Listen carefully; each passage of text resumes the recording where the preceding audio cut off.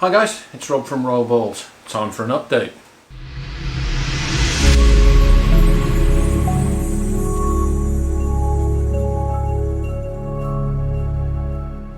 So, not much has been happening this month, at least not out here for me, but I know from many of the messages that I've been getting that you guys, a lot of first clutches on the ground, a lot of new hatchlings, which is absolutely awesome.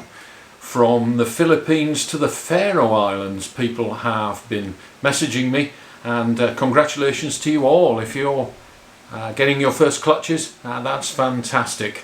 So you haven't missed much out here at Royal Balls over the last month. Let's take a look. This female Silky Way laid for me in the middle of June last year, so we're about 6 or 7 weeks away from when she laid last year. If she's on the same schedule, I'm expecting that she's going to ovulate this week, and clearly she is still in excellent condition and still building. You can see that she's lying uncomfortably on her side. She was last paired about 2 weeks ago, so I'm going to take the opportunity of putting an out of schedule pairing with her. I'll put the Asphalt male in with her tonight and get a lock in before she ovulates. Sometimes putting the male in so close to when you expect an ovulation can actually induce the ovulation. So let's get this girl paired up and we'll see how she goes over the next couple of days with the male in. But she is due to ovulate. You can see that she is still glowing, very bulky, thick, and you can almost see the follicles developing inside her there. So we'll get this pairing done.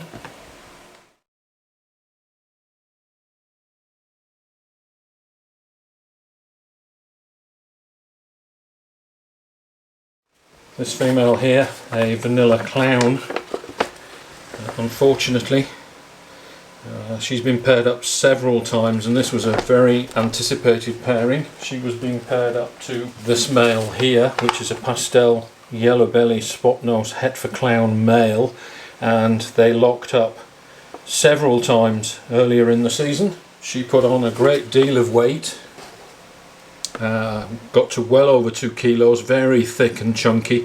She went off food, and she's been off food now for 2 months or more, and you can see that she's lost a considerable amount of weight. She's now quite skinny. She is actually going into shed, and this girl has quite clearly reabsorbed and will probably not lay this year. I need her to start eating again, see if we can get some condition back into her, and we can maybe pair her again later in the season if she decides to regrow a second set of follicles. But this is a big disappointment. This looked very promising earlier in the season, but this female has clearly reabsorbed. You can see that she's been very inactive.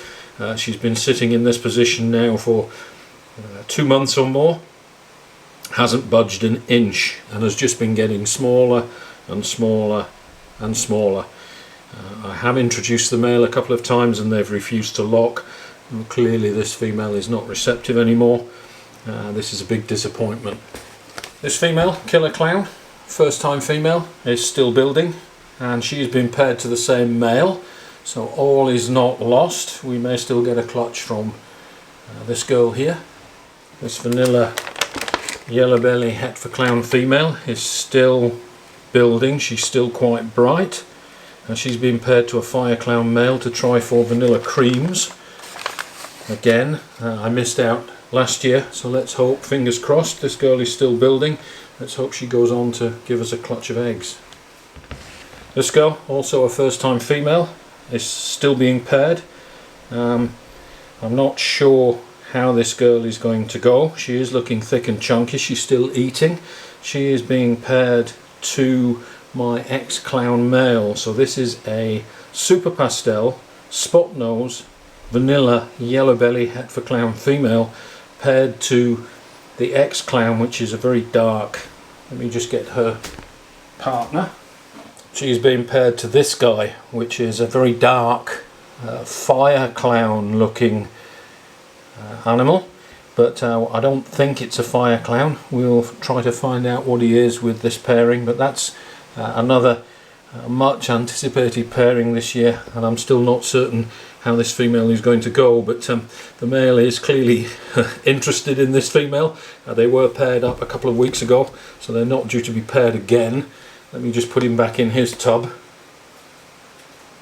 Let me just show you the difference between two identical snakes, one of which looks like it's going to lay eggs and one of which doesn't. This is a pastel het 4-pied female paired to a pastel pied male. Multiple locks with this girl. You can see she's very, very bright. She's thickened up quite nicely through the midsection here. She's been building quite nicely. This girl looks like she's going to go. Contrast her with her sister, an identical snake from exactly the same clutch. They're exactly the same age and started the season at exactly the same weight. But just look at the difference between these two guys. This one is bright, this one is dull, this one is thick, chunky, eating really well.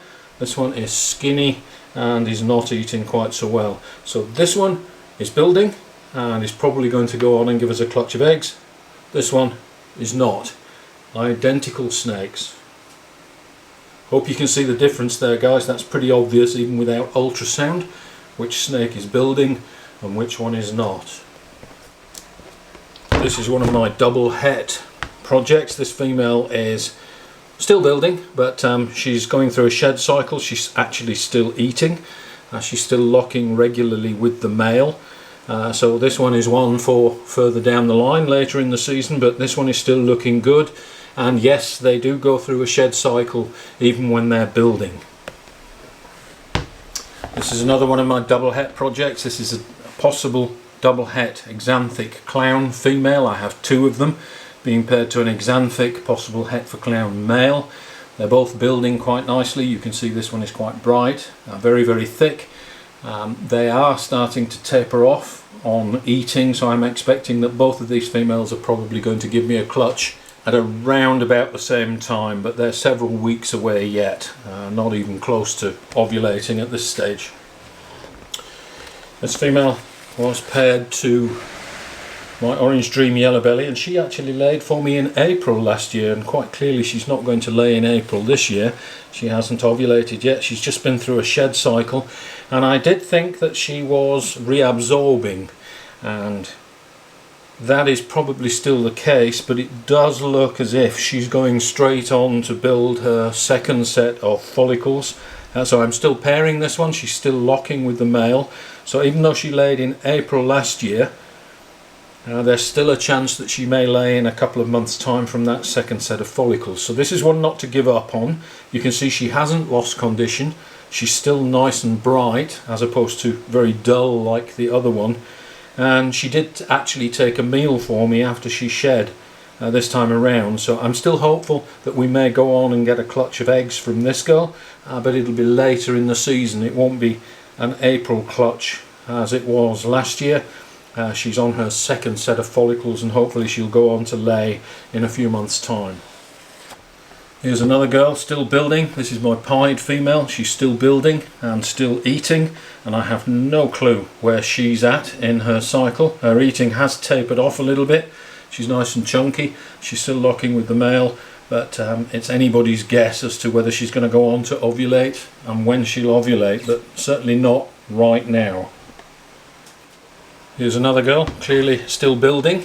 This is a homegrown female. This is a pastel Enchi paired to the Orange Dream Yellowbelly male, and still building, so I'm still pairing. Just keep going.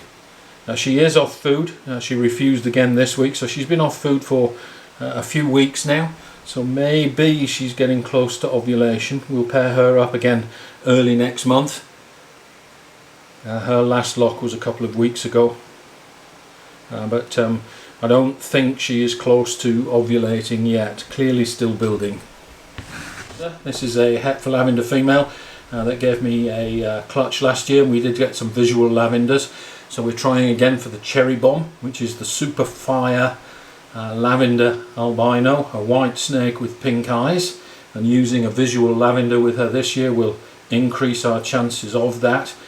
And she has only just started to be paired. She's been paired a couple of times, locked with the male both times, and has just absolutely exploded in size since she's been paired with that male. She's eating like a dinosaur, and you can see how thick and chunky she's got just in the last couple of months since we started pairing her. She laid for me in October, so we'll see how we go with this one, but clearly signs of a build there. This is my Pastel Vanilla Clown female paired to the Leopard Lemonblast Desert Ghost. This will be the third double het clutch with the Desert Ghost male, and she is now off food, and she should ovulate sometime in the next 2 or 3 weeks, so I don't want to disturb her too much. You can see how thick and lumpy she's looking. Another skinnier female. This is the spinner female. She gave me a clutch in late July last year, so still a way to go. She has been locking readily with the Orange Dream Yellowbelly male, so we're still hoping for a clutch there. She's got a little bit picky with her eating just recently, so she may be starting to go off food. Certainly big enough to give a clutch of eggs, but you can see she's actually a thinner snake than some of the previous ones that we've looked at. When she laid last year, she also wasn't particularly thick. This is my Pastel Enchi Clown female that laid in September last year, and she's just recently started to be paired with a Firefly Enchi Het for Clown male borrowed from ARP Constrictors. If you remember, this girl is the mother to these two superb quality Firefly Enchi clowns. They came from her last season. She was paired to a Fire Clown male to produce these guys. So this year we're trying for the Super Pastel Fire Super Enchi. That would be the Superfly Super Enchi Clown, which will be an even more stunning version of this one. Let me just show you the male that she's been paired to. He is het for clown, but you'll see he's similar quality to this guy, very, very clean. So this is the male that she is being paired to, the Firefly Enchi Het for Clown, and you can see that this is a really superb, very special snake. So hopefully the quality of these two combined will give us some superb offspring. They were paired up just last week, and you can see in the female's tub here, you can see all the drag marks from the male's hemipenes on the paper. So they're locking up quite readily, and this female is now eating ravenously. She is really starting to pack on the weight.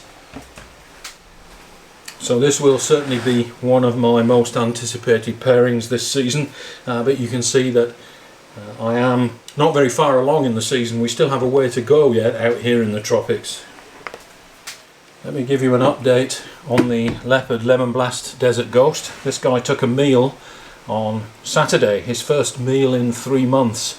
I had to move him out of the main snake room into the quarantine rack away from all the other females, but he has now started to eat again. So this was a difficult male. He was paired to 3 females. He's down to 1 female now, but he is back on food and eating again, which is great news. He had started to lose a little bit of condition, but as I say, he's eating again, so all good. Many of you have asked, so I'll show it. This is the 8-ball that was born with the slightly kinked neck. She is thriving. If I can just get her to unwrap here. She is eating all by herself, and you can see the deformity is actually very, very slight. It seems to be improving as she gets older. She is eating all by herself, no problem at all.